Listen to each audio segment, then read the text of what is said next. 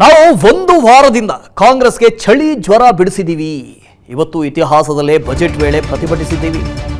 ಏರ್ಪೋರ್ಟ್ನಲ್ಲಿ ವಿಪಕ್ಷ ನಾಯಕ ಆರ್ ಅಶೋಕ್ ಹೇಳಿಕೆ ನೀಡಿದ್ದಾರೆ. 40% ಸರ್ಕಾರದ ಬಜೆಟ್ ಪಾರದರ್ಶಕವಾಗಿ ಇರಬೇಕಿತ್ತು. ಸಿಎಂ ಸಿದ್ದರಾಮಯ್ಯ ಸೇಡಿನ ಭಾಷಣ ಮಾಡಿದರು. ಕಾಂಗ್ರೆಸ್ನವರು ಪಾಪರ್ ಆಗಿ ಒದ್ದಾಡ್ತಾ ಇದ್ದಾರೆ ಅಂತ ಅಶೋಕ್ ಹೇಳಿದ್ದಾರೆ. 8 ತಿಂಗಳಿನಿಂದ ಒಂದು ಕಾಮಗಾರಿಯನ್ನು ಶುರು ಮಾಡಿದ್ರು. ಕಾಂಗ್ರೆಸ್ನವರು ಹುಚ್ಚರ ರೀತಿ ವರ್ತಿಸ್ತಾ ಇದ್ದಾರೆ. ಹೀಗಾಗಿ ನಾವು ಪ್ರತಿಭಟನೆ ಮಾಡಿದ್ದೀವಿ. ಕೆಐಎಬಿಯಲ್ಲಿ ವಿಪಕ್ಷ ನಾಯಕ ಆರ್ ಅಶೋಕ್ ಹೇಳಿಕೆ ನೀಡಿದ್ದಾರೆ. ಕೆಂಪೇಗೌಡ ಅಂತಾರಾಷ್ಟ್ರೀಯ ವಿಮಾನ ನಿಲ್ದಾಣದ ಬಳಿ ಅಶೋಕ್ ಮಾತನಾಡಿದ್ದಾರೆ. ಕಳೆದ ಒಂದು ವಾರದಲ್ಲಿ ಕಾಂಗ್ರೆಸ್ಗೆ ಒಂದು ರೀತಿ ಚಳಿ ಜ್ವರ ಎರಡು ಬಿಡಿಸಿದ್ದೀವಿ ಎಲ್ಲ ರೀತಿಯಿಂದನೂ ಕೂಡ. ಇವತ್ತು ಕೂಡ ಬಜೆಟ್ ಅಧಿವೇಶನದಲ್ಲಿ ಕೂಡ ಮೊದಲ ಬಾರಿಗೆ ಕರ್ನಾಟಕದ ಇತಿಹಾಸದಲ್ಲಿ ಮೊದಲ ಬಾರಿಗೆ ಒಂದು ಪ್ರತಿಭಟನೆಯನ್ನು ಮಾಡೋ ಮುಖಾಂತರ ಈ ಒಂದು 40% ಸರ್ಕಾರ ಮತ್ತು ಅವರ ಬಡ್ಜೆಟ್ ಏನಿದೆ ಅದು ಒಂದು ರೀತಿ ಪಾರದರ್ಶಕವಾಗಿರಬೇಕಾಗಿತ್ತು. ಒದ್ದಾಡ್ತಾ ಇರೋರು ಅವರು ಪಾಪರಾಗಿ ಬಡ್ಜೆಟ್ ಅಲ್ಲಿ ₹1 ದುಡ್ಡಿಲ್ಲ ಅವ್ರ ಹತ್ರ. ಯಾಕಂದ್ರೆ ಕಳೆದ 8 ತಿಂಗಳಿಂದ ಒಂದೇ ಒಂದು ಕಾಮಗಾರಿನೂ ಶುರು ಮಾಡಿಲ್ಲ. ಮಕ್ಕಳಿಗೆ ಬಡವರ ಮಕ್ಕಳಿಗೆ ಕೊಡ್ತಾ ಇದ್ದಂತ ಸ್ಕಾಲರ್ಶಿಪ್ ಎಲ್ಲ ಬಂದ್ ಮಾಡಿಬಿಟ್ಟಿದ್ದಾರೆ. ಕೆಲವು ನಾವಿದ್ದಾಗ ₹30,000 ಕೊಡ್ತಾ ಇದ್ರಿ, ಇಂಜಿನಿಯರಿಂಗ್ ಸ್ಟೂಡೆಂಟು, ಮೆಡಿಕಲ್ ಸ್ಟೂಡೆಂಟ್, ಅದನ್ನೆಲ್ಲ 5,000ಕ್ಕೆ ತಂದ್ಬಿಟ್ಟಿದ್ದಾರೆ.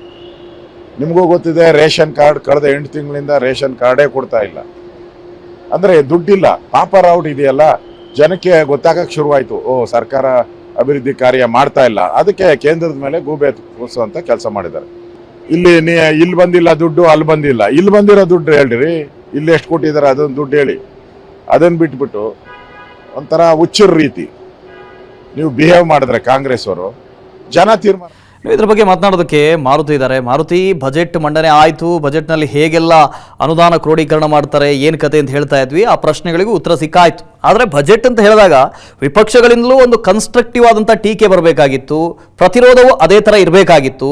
ನೀವು ಕಳೆದ ಬೊಮ್ಮಾಯಿಯವರು ಬಜೆಟ್ ಮಂಡನೆ ಮಾಡಿದಂಥ ಸಂದರ್ಭದಲ್ಲಿ ಬಜೆಟ್ನ ಮಂಡನೆ ಆದ ತಕ್ಷಣ ಸಿದ್ದರಾಮಯ್ಯವರು ಬಂದು ಒಂದು ಸುದ್ದಿಗೋಷ್ಠಿ ಮಾಡಿದರು, ದಾಖಲೆ ಇಟ್ಕೊಂಡು ಸುದ್ದಿಗೋಷ್ಠಿಯನ್ನು ಮಾಡಿದರು. ಬಿಜೆಪಿ ಅದನ್ನೇ ಮಾಡ್ಬೋದಾಗಿತ್ತಲ್ವಾ ಅಂತ. ಎಷ್ಟರವರೆಗೆ ಇದೆ ಆರೋಪ ಪ್ರತ್ಯಾರೋಪ?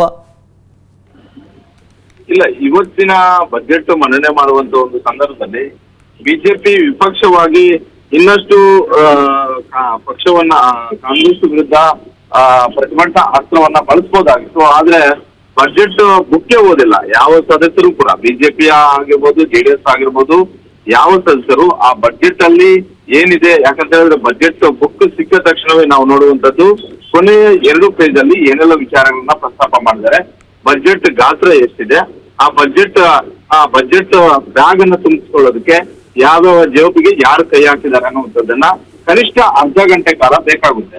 ಆದ್ರೆ ಇವತ್ತು ಬಿಜೆಪಿ ಶಾಸಕರು ಇನ್ನು ಬುಕ್ ಸರಿಯಾಗಿ ಎರಡು ಪೇಜ್ ಓದಿಲ್ಲ.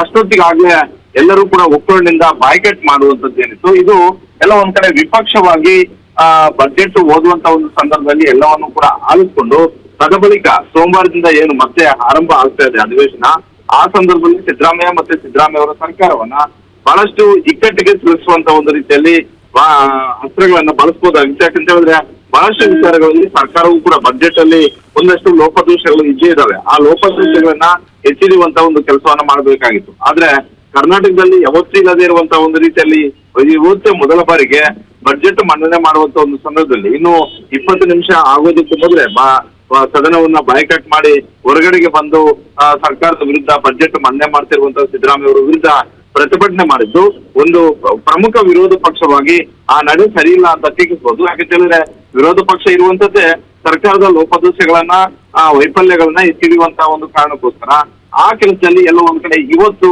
ಬಿಜೆಪಿ ಸದಸ್ಯರು ನಡ್ಕೊಂಡಂತ ಒಂದು ರೀತಿ ಸರಿ ಇಲ್ಲ. ಆದ್ರೆ ಇದನ್ನ ಬೇರೆ ರೀತಿಯಲ್ಲಿ ಮುಂದಿನ ದಿನಗಳಲ್ಲಿ ಈ ವಿಚಾರಗಳನ್ನೇ ಪ್ರಸ್ತಾಪ ಮಾಡಿ ಸರ್ಕಾರವನ್ನ ಕಿವಿ ಹಿಂಡುವಂತ ಒಂದು ಕೆಲಸವನ್ನ ಮಾಡಬಹುದಾಗಿತ್ತು. ಈ ವಿಚಾರದಲ್ಲಿ ಸರ್ಕಾರ ವಿಪಕ್ಷ ಎಲ್ಲೋ ಒಂದ್ ಕಡೆ ಎಡವಟ್ಟು ಮಾಡ್ಕೊಳ್ತು ಅಂತ ಹೇಳ್ಬೋದು. Okay, thank you Maruti. ಅನುಕ್ಷಣದ ಸುದ್ದಿಗಳಿಗಾಗಿ Vistara news YouTube channel subscribe ಮಾಡಿ. ಹೊಸ ಸುದ್ದಿಗಳ ನೋಟಿಫಿಕೇಶನ್ಗಾಗಿ ಬೆಲ್ ಐಕಾನ್ ಕ್ಲಿಕ್ ಮಾಡಿ. ಲೇಟೆಸ್ಟ್ ಅಪ್ಡೇಟ್ಸ್ಗಾಗಿ www.vistaranews.com ವೆಬ್ಸೈಟ್ಗೆ ವಿಸಿಟ್ ಮಾಡಿ. ಅಂಗೈಯಲ್ಲೇ ಜಗತ್ತಿನ ಸುದ್ದಿ ತಿಳಿಯಲು Vistara news Kannada app download ಮಾಡಿ.